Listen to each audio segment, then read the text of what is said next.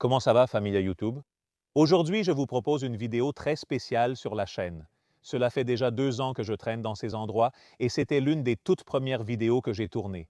Une personne qui vivait complètement seule dans la montagne ici, dans les Asturies, isolée dans un village où seule sa maison tenait encore debout et il refusait de partir.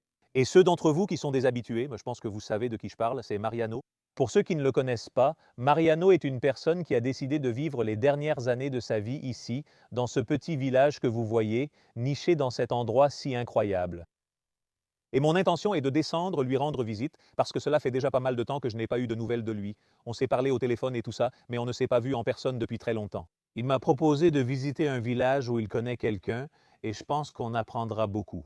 Donc je ne vais pas m'étendre beaucoup plus, je vous laisse comme d'habitude les réseaux sociaux par ici, au cas où vous voudriez suivre un peu plus le contenu que je ne publie pas ici sur YouTube. Et on passe aux choses sérieuses.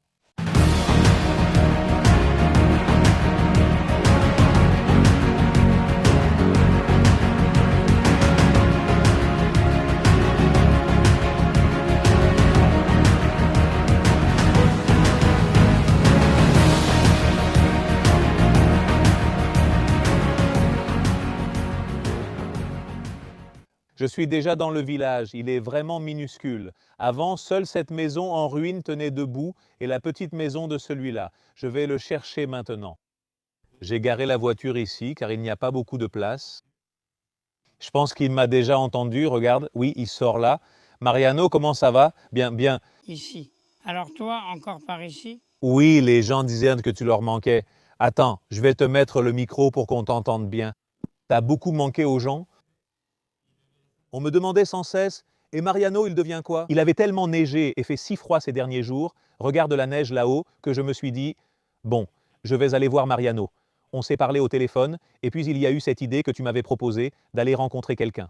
Oui, oui. Oui, d'un village voisin, ça va? Tout va bien? Eh bien, rien de nouveau. Tout va bien ici, comme toujours.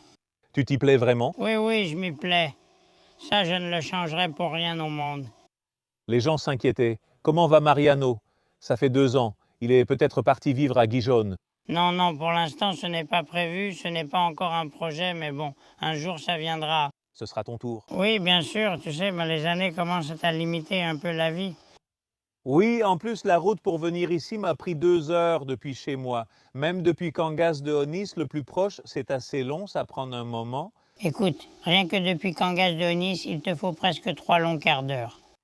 Il faut plus de temps pour sortir d'ici et rejoindre la route principale que pour aller de là à Cangas de Onís. Oui, oui. Ça prend beaucoup de temps, des kilomètres, même si bon, d'ici à Cangas de Onís, il y a 30 kilomètres. C'est-à-dire, regarde un peu la distance qu'il y a, mais bien sûr, cette route-là n'est pas facile. Elle n'est pas facile. Oui, oui, moi je viens. En fait, ici, ma voiture est partie en descendant et tout.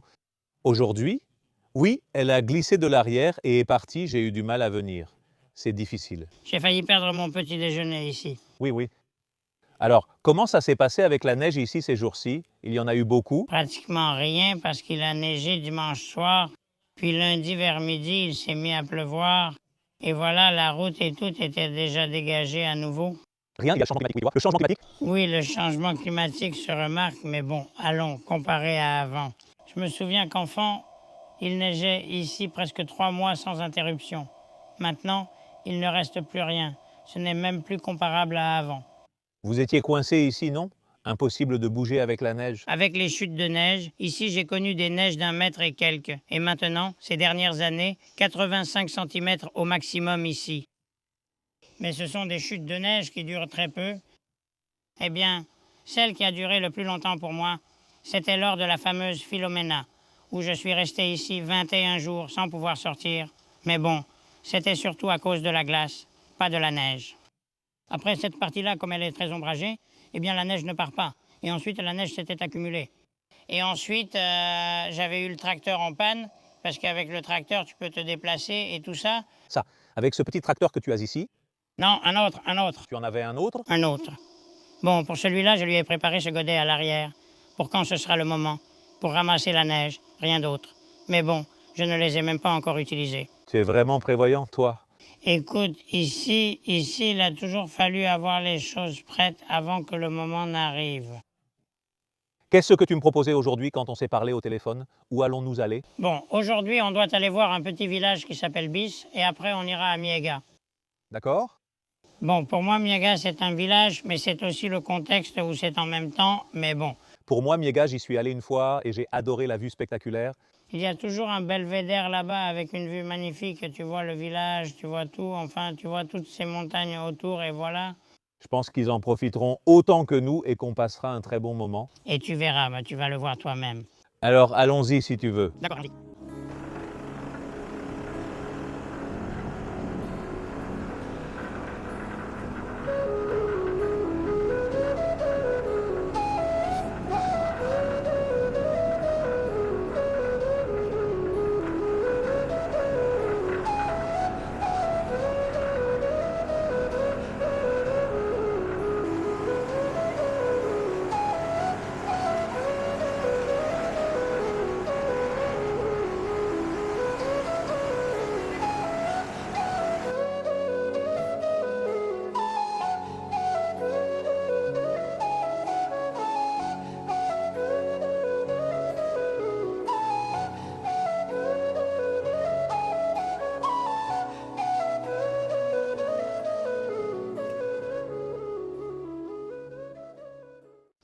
Bon, nous venons d'arriver à Bis, nous visitons le petit quartier, le plus ancien du village, apparemment. Il y a ici une vue spectaculaire sur la montagne. La vérité, c'est que c'est très joli, Mariano. Il y a une raison pour laquelle tu voulais que je vienne. Oui, oui. La vérité, c'est que ça vaut le coup, surtout pour voir un peu ce qu'il reste, car dans peu de temps, il ne restera plus grand-chose. Oui, une voisine était justement en train de m'en parler ici. Bon, elle n'a pas voulu sortir, mais une voisine nous disait que, j'ai demandé combien de personnes étaient enregistrées et on m'a dit qu'il n'y en avait aucune. Qu'enregistrées, c'est-à-dire vivant réellement ici, il doit y avoir 13 personnes ou quelque chose comme ça.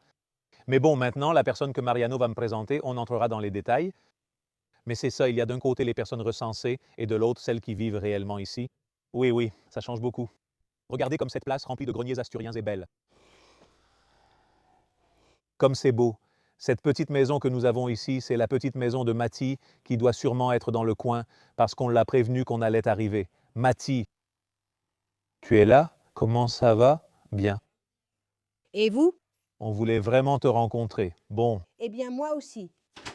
je vais d'abord te mettre le micro pour que tout le monde t'entende, car Mariano m'a dit que tu avais beaucoup à raconter ici. Voyons, j'ai 66 ans et je suis partie pour Tierra de Siro à 25 ans.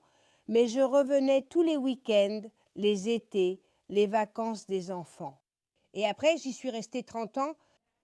Et en 2014, à cause des circonstances de la vie et des maladies de mes parents, je suis revenue ici pour vivre ici en continu et j'y suis depuis 2014. Et me voilà. Ensuite, mon mari a pris sa retraite et nous sommes ici tous les deux. Parce que mon père et ma mère étaient tous les deux d'ici, et mon père encore plus, parce que leurs parents et grands-parents étaient tous d'ici, et pourtant ma mère, le père de mon grand-père, venait de San Román, il est venu ici, donc il n'était pas aussi autochtone que ça.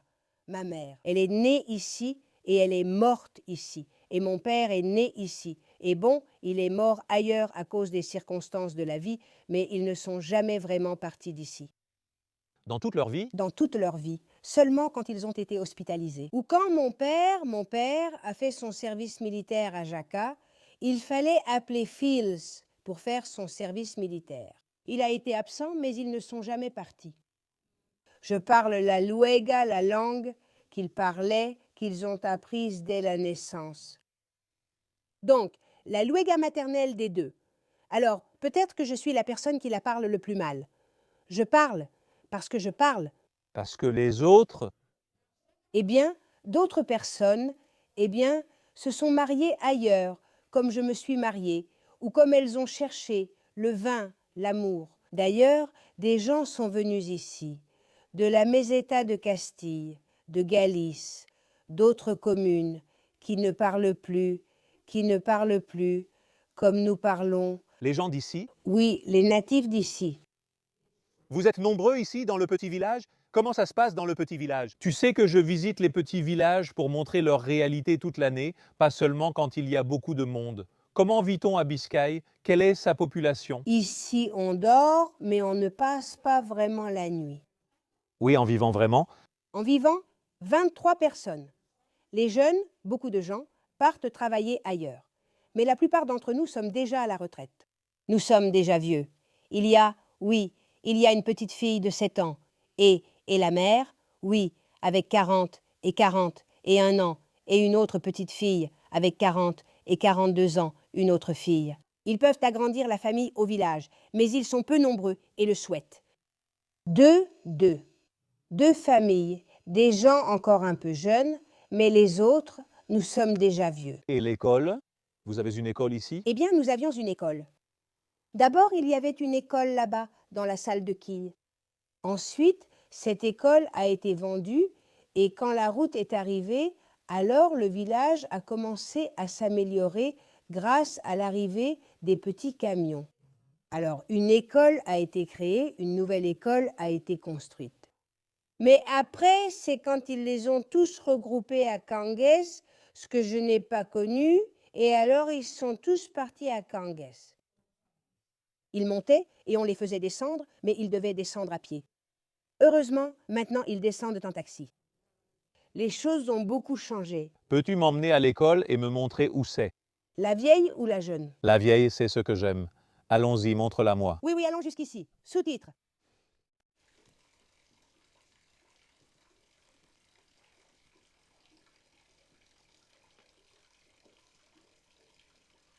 Cette maison appartient maintenant à la Castillane, à Léonisa, et la porte de l'école était ici.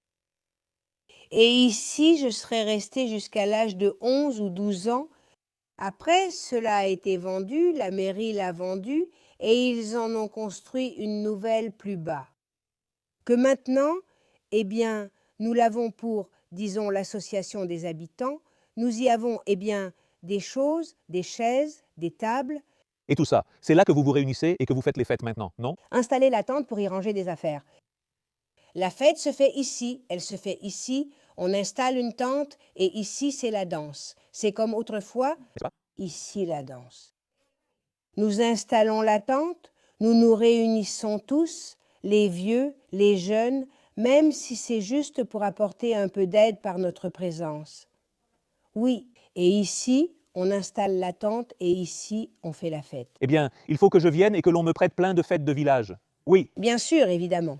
Je remarquais que vous aviez une vue spectaculaire sur la nature. Et comment c'était d'étudier ici, dans cette école? Est-ce que vous étiez souvent distrait?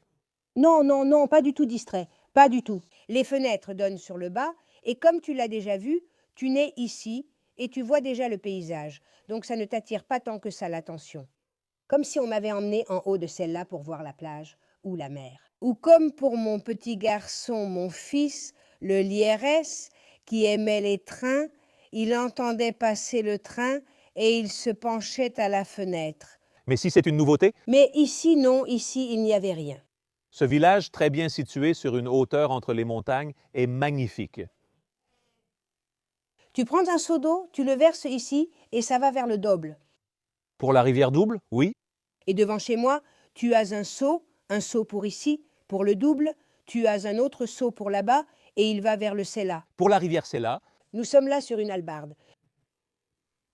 Regardez quelle folie, c'est une merveille. Là-bas, cette maison, c'est le Teazomas. La casa es el río La Vara. Je ne sais pas. Cette caméra. Et regarde les sommets. Je le sais, c'est juste que cette caméra ne peut pas transmettre ce que nous voyons, mais voir tout ça, j'imagine tous les bergers dans ces cabanes à leur époque, tout ce travail, la montagne. Ça n'appartient pas à Bis, là-bas ça passe le Double. Ça appartient à Sehuensu. Ça, c'est déjà l'histoire. Sewenku, La commune de Cangas de Onis. Kangasonis. Et là, sous cette ferme du Rio Lavara, se trouve la marmite de San Vicente. Qui est très célèbre, oui. Très célèbre, Beaucoup de gens y vont. beaucoup trop saturé. Oui, beaucoup trop saturé. Oui, là-bas nous avons le belvédère, d'où tu vois la cuvette, mais c'est comme la terre promise. Tu vois la cuvette, mais tu n'y mets pas les pieds, parce qu'avant on descendait, on marchait sur les galets et on arrivait bien jusqu'à la rivière. Mais maintenant tout est envahi, plein de végétation, de broussailles, tu ne peux plus passer. Avec le dépeuplement des gens, enfin des villages, j'imagine que tout ce qu'on voit maintenant comme de la forêt, Autrefois, c'était des terres cultivées et des terres où l'on pouvait profiter des ressources, non? Non, là où passaient quelques vaches et un habitant de Laviego avec une charrue, tout était labouré. Laviego. Planter le maïs et les fèves, c'était la ressource principale pour se nourrir. S'il y avait du maïs, il y avait de la galette.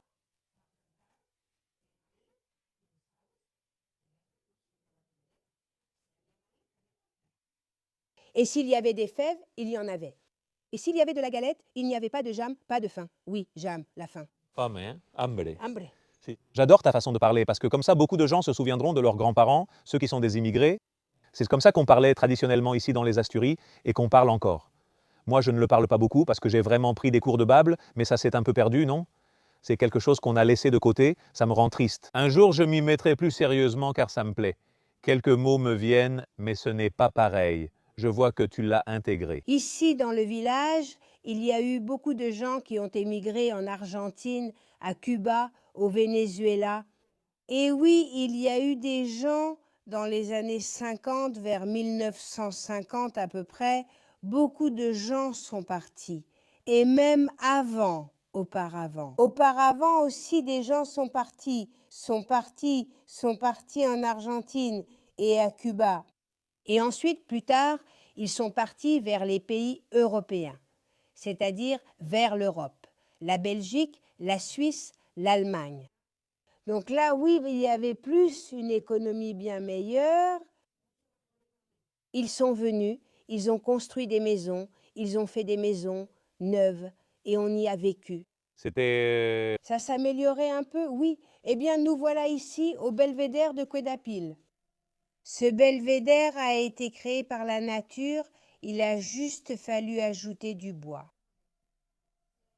Pour la sécurité, aussi bien des adultes que des enfants, il fallait sécuriser, sinon en bas, c'est du vide, c'est un précipice. Alors l'association de voisins, eh bien, nous sommes tous devenus membres et beaucoup de gens se sont inscrits. Maintenant, ça diminue, ce n'est plus pareil. Enfin, comme tout, alors ils ont fait cette fontaine pour qu'il y ait une fontaine ici, ils ont acheté ces bancs, ils ont acheté ces bancs, ils ont mis une rampe. Mon Dieu, Marta, Mati, quelle merveille. un là pour la poubelle. Cette fontaine a été réalisée par un habitant du village avec bien de la pierre et c'était en 2014. Et Mati, c'est incroyable, je suis stupéfait. Regardez cette vue et on n'est même pas encore arrivé. C'est l'œuvre de l'association des habitants. Celui qui a fait la fontaine, c'est Gérard. Cette eau ne contient pas du tout de chlore. C'est celle qui vient du puits Vinero et celle qui arrive à la fontaine. Bien sûr, elle arrive jusqu'ici, puis elle monte au réservoir et là, elle est traitée avec du chlore. Mais celle-ci ne contient pas de chlore. Elle est traitée avec du chlore, mais celle-ci ne contient pas de chlore. Celle-ci ne contient pas de chlore et c'est une bonne eau. Je n'ai jamais vu de salle de bain comme ça. D'ici, qui a vu? Eh bien, pour les Palais Seiris, bon. Pour Passiville, qui appartient déjà à la commune de Canguès. Et au fond, il y a un pont romain, le pont Viello, qui est très beau, qui relie Cangas de Onis et la commune de Cangas de Onis et Amieva, où le pont tourne. Ici, une piste mène à la vallée de Curie. Ici, les pics que nous avons déjà vus. Tout cela était des châtaigneraies. On se débrouillait avec les châtaignes et ça allait bien. Et il tuait la faim. Oui, et regarde maintenant comment c'est. Eh bien, abandonné. Toute une montagne, oui. Il va falloir ramasser quelques châtaignes. Même les châtaignes sont malades maintenant. Bon, viens, suis-moi. Allons-y.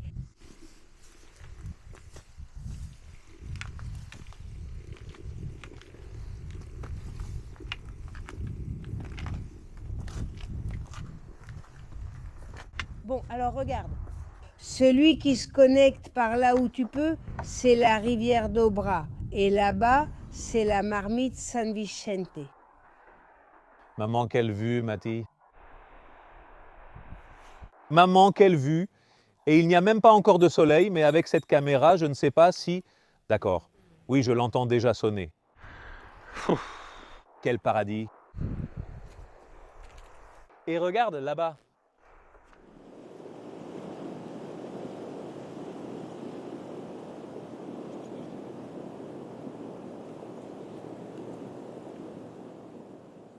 Eh bien, nous arrivons ici à la chapelle Saint-Jacques à Vis.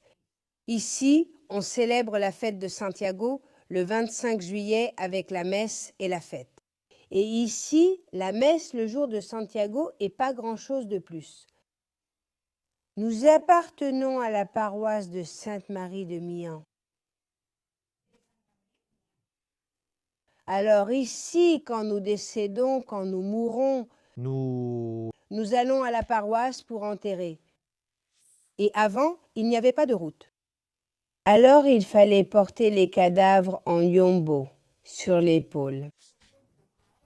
Mon Dieu, Alors les hommes de chaque maison de tous les villages devaient y aller. Comme ça, ils pouvaient se relayer. Parce qu'un cadavre, un cercueil, c'est très lourd et c'est très loin. c'est très lourd, c'était le plus loin possible. Ce petit village qu'on voit là-bas, c'est la Fresneda, qui aussi... Attends, on le met, il appartient aussi. Ici, tu vas voir celui-là là-bas. Ça paraît proche, mais il faut descendre puis remonter. Et remonter. La Fresneda pour arriver à San Mamés, Sames, Mian. Et d'ici, tu vois, le pic Pierre d'Eau.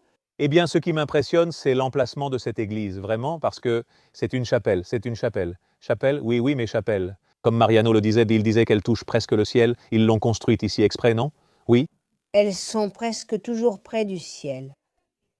Eh bien, ici, Saint-Jacques est le saint patron, celui qui veille sur les gens de vice, parce que c'est notre saint patron.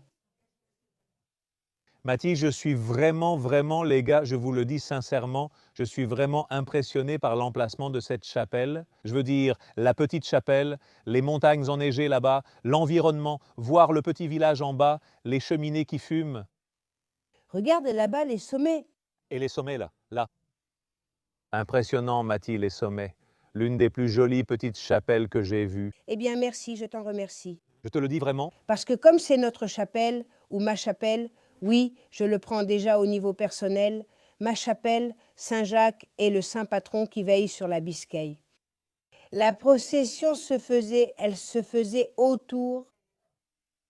Mais en 1926, il y a eu l'inauguration de la fontaine. De la fontaine. De la fontaine du village. Parce qu'il n'y avait pas d'eau? Et comment l'ameniez-vous ici, avant la fontaine? Eh bien, comment je l'ai apporté? Moi, je n'ai pas eu à le faire. Mais il fallait aller à Sénis, au ruisseau, à une source qui s'appelle la source du milieu, qui a la forme d'un four à pain. Elle a cette forme-là. En plus, elle est très jolie. Si on a le temps, on ira peut-être à Vela, car ça en vaut vraiment la peine.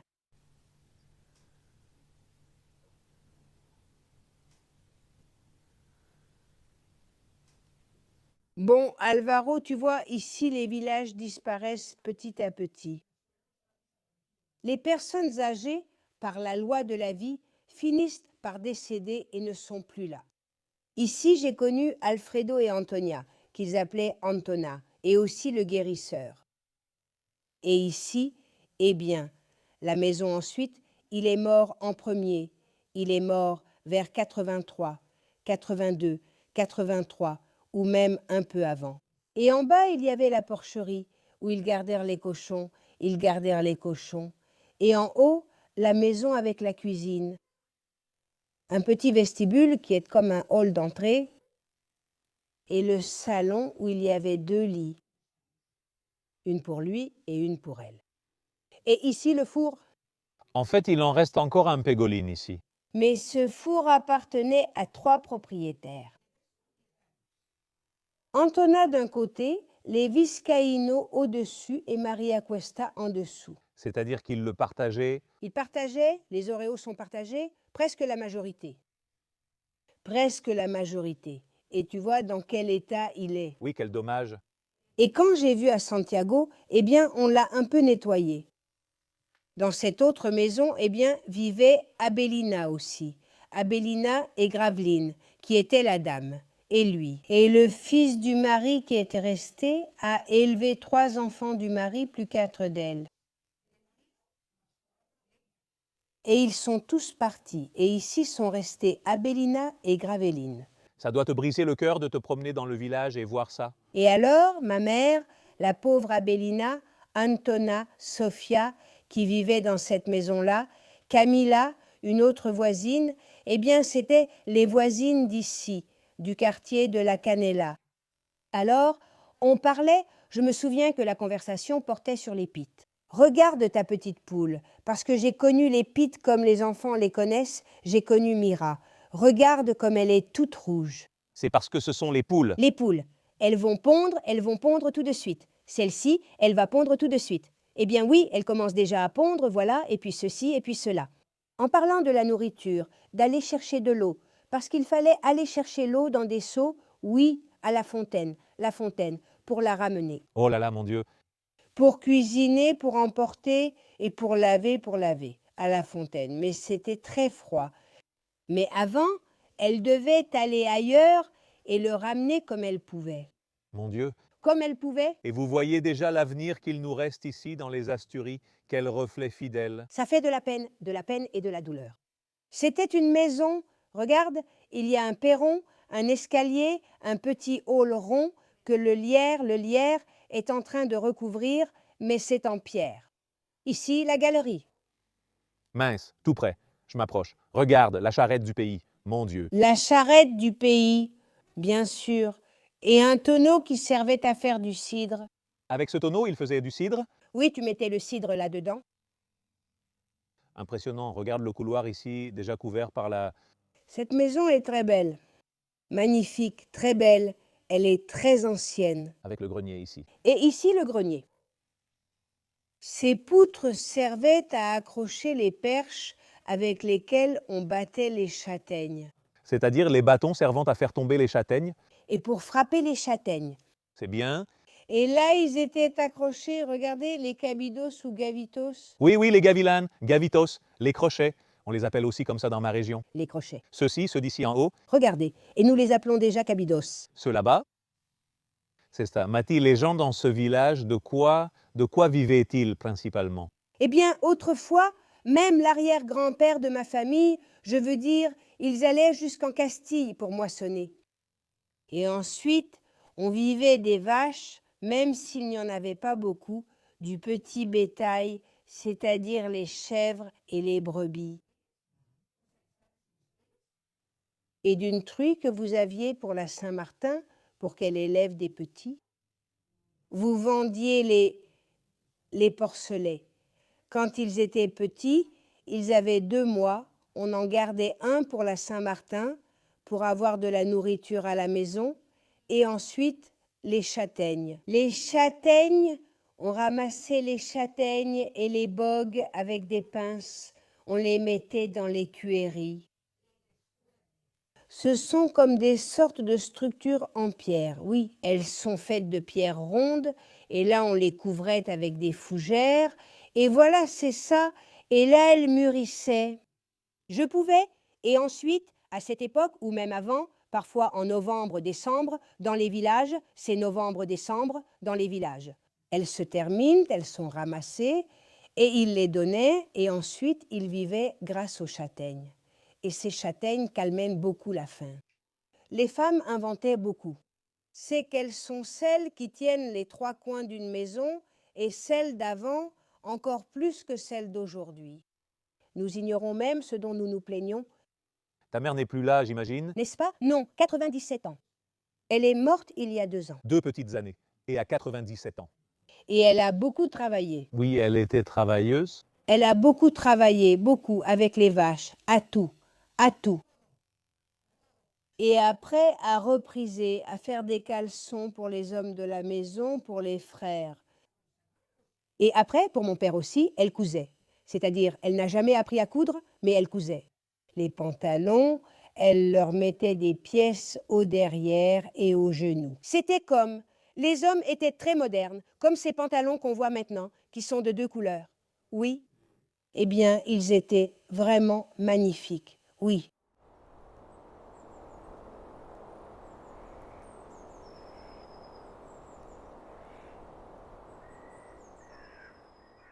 Nous arrivons déjà à la Fuente Medio. Ça s'appelle la Fuente Medio. Alors je vais te la montrer parce qu'il faudrait qu'on l'aménage un peu, car elle a la forme d'un four.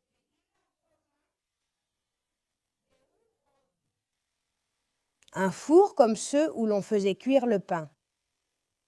Par ici. L'eau sortait d'en bas. Et c'est par là que ça entrait, ça a la forme du four du four. Regarde, bon, je vais m'approcher. Oui, l'abreuvoir, fais attention, ne te salis pas. Regarde, c'était l'ancien abreuvoir. C'est là. C'est ce que tu disais, que c'était la forme de ce petit trou qu'il y a là. Ça a la forme du four, c'est en pierre. Et au-dessus, il y a, ce n'est pas nettoyé, mais il y a aussi une dalle de pierre aussi. Ça là-haut, oui, ce qui couvre la partie supérieure. Là, c'est plein de mauvaises herbes, de maleza. Par ici, j'imagine que le jet sortait.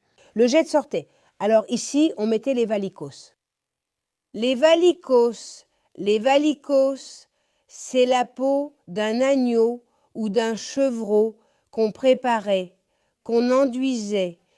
Il fallait les dépouiller de telle manière qu'ils restent entiers, pas ouverts, entiers. Oui, il fallait que la peau sorte entière pour pouvoir la travailler. Il y a des gens qui savent dépouiller l'animal pour que la peau sorte entière, pour le valico.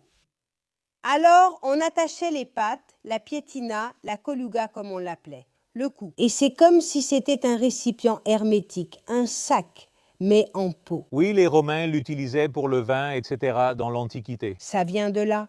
On y mettait le lait de deux sortes, celui des vaches ratines ou des vaches casines qui avaient beaucoup de graisse. On les mettait au froid. Avec le froid, la crème montait, l'agnata, et ensuite près du feu, dans la cuisine, où on attisait le feu en bas, dans le foyer. Dans l'ancien foyer, oui, ceux-là en ont vu beaucoup. Là, on chauffait et là, on pétrissait, on barattait en donnant des coups. Quand ça changeait de son, elles avaient l'oreille. Quand ça changeait de son, le beurre était prêt. Alors, il sortait le lait avant mon père et ma mère, ils le filtraient un peu et ensuite, c'est là que ça se faisait. Elle pétrissait et la boule de beurre sortait déjà, le beurre. Je vois le sourire et l'expression que tu as en ce moment, et je sais que tu revis ces moments en me les racontant. Tu me fais revivre tout ça, je souris comme un enfant en l'écoutant tout raconter. Je revis ce que mon père et ma mère me racontaient. Parce que bon, moi le valico à l'alpage, oui, on l'utilisait, mais bon, les choses ont évolué avec le temps. Mais quand mon père et ma mère ont grandi, et mes grands-parents aussi, c'était le valico, et on le mettait à refroidir. Et le beurre, eh bien, il avait de la valeur, oui, il servait à manger à la maison. Et s'il y en avait assez, le beurre ou la graisse, on la faisait cuire. Avec un petit peu de sel, il ne fallait pas en mettre trop, et le beurre était cuit, un peu brun, un peu granuleux. Et alors, avec la galette, puis quand le pain est arrivé, c'était encore mieux, on tartinait ce beurre-là et c'était très bon. Le beurre cuit, très bon. Combien de fois tes grands-parents et tes ancêtres sont-ils venus ici? Non, et mon père et ma mère, eh bien, pour se rafraîchir. Parce que même celle-ci, elle est d'autrefois, on ne sait pas quel âge elle a. L'autre est arrivée en 1926, eh bien, ça fait longtemps aussi. Oui, mais ces dernières années, c'est le centenaire. On verra si on le fête. Pour la paix, parce qu'ils ont beaucoup travaillé, il a fallu apporter, ou ils ont dû apporter, l'eau d'une source.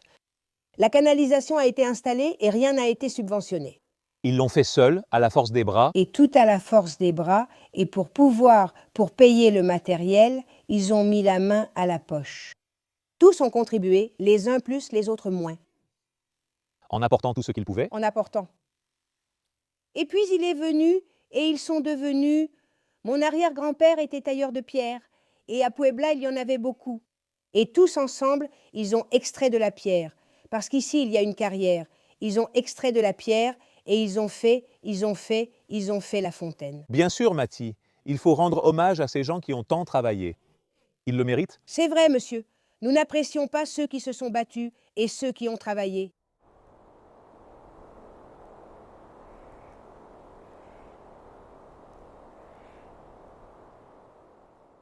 Nous arrivons ici à cet Oriot qui date de 1800 et quelques.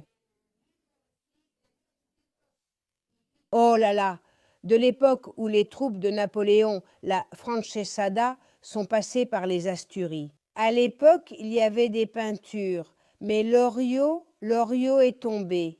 Il est tombé, il s'est détérioré. Ils l'ont restauré. Ils l'ont restauré.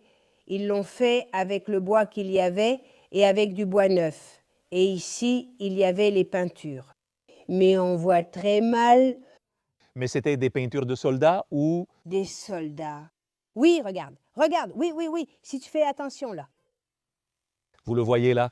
Mais elles sont très détériorées, très abîmées. Donc, on en aurait parlé parce que la personne des services culturels est passée par ici. Regarde, ici, il y en a une autre avec une faux. Regarde cette peinture, sûrement faite par les gens de cette époque et peut-être par un soldat, possiblement. Possiblement. Oui. Oui, oui, ceux de la culture l'ont dit. D'ailleurs, je vais vous laisser quelques images par là, de vieilles photographies, anciennes. Oui, ça sort du lot. Ça se voit beaucoup mieux. Regarde, Ici, Alvaro, il y en a aussi ici. Oh, regarde, ici aussi, oui, oui. voyons si tu les vois. Oui, c'est très bien. Peut-être un peu plus net. Là, Qu'elles sont belles, mon Dieu, quand on pense à toute l'histoire que ça porte, depuis l'époque de Napoléon. Napoléon et par ici aussi, il y en avait quelques-unes. Et nous étions en train de dire que ce serait bien, pour ne pas abîmer, de leur conserver les choses. Un panneau fait en bois avec les photos originales pour que les gens qui visitent puissent voir. Parce qu'ici, on les voit très mal et c'est dommage. Donc, Mathie, c'est une très bonne idée, vraiment. Et en plus, un petit panneau qui expliquerait un peu ce que tu vois, parce que vraiment, tout cela est en train de se perdre. tu le vois, mais pas vraiment. Celui qui ne sait pas n'apprécie rien. Avant, on voyait mieux. La famille, je pense qu'on va se dire au revoir dans ce lieu magnifique du village où Mathie m'emmène, près du grenier chargé d'histoire. Qu'est-ce que c'est? Un belvédère? Non, non, ici c'est le quartier, le Pedroso. Et ceci s'appelle le chemin. Le chemin, Oui, ça ressemble vraiment à un belvédère. c'est qu'ils ont fermé pour séparer les propriétés du chemin et d'ici, tu peux admirer le village. Mince, presque tout, Ici vit Mathie, dans cette petite maison. cette maison. Quelle merveille! Ce sont des étables Tu dois être fier de vivre dans le village où tu vis. Eh bien oui, parce que j'ai eu la chance de tomber sur un mari qui est aussi bien ancré dans cette terre, avec les voisins, avec tout le monde, et puis de bons voisins depuis toujours, à part que certains, eh bien, sont arrivés récemment, mais ce sont aussi des gens formidables. Alors, que pouvons-nous demander de plus? rien. Mathie, moi, j'essaie de traverser les années et la vieillesse avec un peu de tranquillité et de paix. Eh bien Mathie, je dois vraiment te remercier énormément pour toute cette visite que tu m'as faite, pour tout ce que tu m'as raconté. Je te remercie du fond du cœur. À Mariano aussi, parce que sans lui, je ne t'aurais jamais connu. C'est la vérité. Mariano est incroyable. Et incroyable. Oui, c'est pour ça que je l'ai filmé tant de fois, parce que Mariano était quelqu'un de très spécial pour moi. Je ne veux pas trop parler car je m'émeus facilement en ce moment, mais Mariano, chaque fois que je sors avec toi, je me sens vraiment bien. Tu facilites tout pour moi. On a déjà une amitié grâce aux vidéos tournées. Mariano est devenu un ami très important pour moi. Même s'il apparaît peu sur la chaîne, on reste en contact. Et j'aimerais bien, mais le problème c'est qu'on est assez loin l'un de l'autre. Je dois sortir pour filmer, je dois travailler, je dois faire des petites choses, mais vraiment Mariano est quelqu'un de très important dans ma vie, je dois le dire comme ça. Il m'a totalement ouvert sa vie. Je suis fier d'avoir rencontré des gens comme vous grâce à YouTube. C'est incroyable, vous êtes vraiment authentique du village. Merci. Je vous le dis sincèrement, en ce moment je suis très sensible. Je pense à mes grands-parents, à ma chienne. Avec l'âge, je deviens plus émotif. Et ceux de la ville, n'oubliez pas que vous êtes aussi des descendants des villages. Eh bien oui, donc on ne peut pas l'oublier. Et pauvre du gamin qui n'a pas de village où venir passer ses vacances. Oui, Chez des grands-parents, surtout ceux qui vivent en ville. il rate vraiment quelque chose. Parce qu'ici, avec tous les gamins et gamines qu'il y avait, ils s'amusaient comme des fous. Ils allaient même jusqu'à Cordobellos. Qu'est-ce qu'on va faire sans nous? Rien du tout. Rien, s'amuser. Bon, Eh bien, rien. eh bien, je dois aussi beaucoup te remercier, écoute, pour tout le travail que tu fais sur le sujet des villages. Et au moins, refléter un peu l'histoire passée. Même si, en vérité, il y a déjà beaucoup de choses pour lesquelles nous n'arrivons plus à temps. Mais bon, Je le sais. au moins, tu fais un travail qui est digne d'admiration. Je t'en remercie, Mariano. Mais parce que c'est un reflet qui restera pour toute l'histoire. C'est-à-dire, c'est dommage que ces moyens n'existaient pas autrefois, car alors nous serions encore plus fiers de refléter nos ancêtres. Eh oui, à tous les amis de Bitou, une grande accolade, et je continue à collectionner et à cocoléar ici. Je ne vais pas arrêter la vidéo, car Mariano m'a aussi vivement conseillé de visiter un petit village.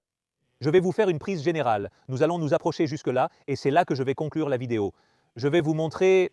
Eh bien, c'est incroyable. Ce village a aussi des vues spectaculaires. Ils appartiennent d'ailleurs tous au même endroit, n'est-ce pas? Nous sommes, dans la commune d'Amieva, qui est aussi très proche de ton village, à 40 minutes. Le village que nous allons visiter s'appelle justement Amieva. Il s'appelle Amieva, que nous allons visiter. Je vous laisse avec une vue d'Amieva. Si vous voulez qu'on le visite comme on l'a fait avec celui-ci, dites-le en commentaire. J'en profite aussi, comme toujours, pour vous laisser mes réseaux sociaux afin que vous puissiez suivre un peu plus de contenu que je ne publie pas ici sur YouTube. On se retrouve dans la prochaine vidéo. Merci à tous pour votre participation. Eh bien, à toi. Eh bien, À toi, à toi. nous sommes prêtes pour tout. Allons-y. Et voilà les gars, le prochain village qu'on aimerait vous montrer. On va surveiller les commentaires pour savoir si on le filme ou pas. Ce sera ce petit village qu'on a juste en bas. C'est ce village-là, Amieva. Et voilà, on sera attentif aux commentaires, n'est-ce pas Mariano? Oui, oui. Pour voir si on arrive à ce que quelqu'un de ce village nous fasse découvrir cet endroit si incroyable,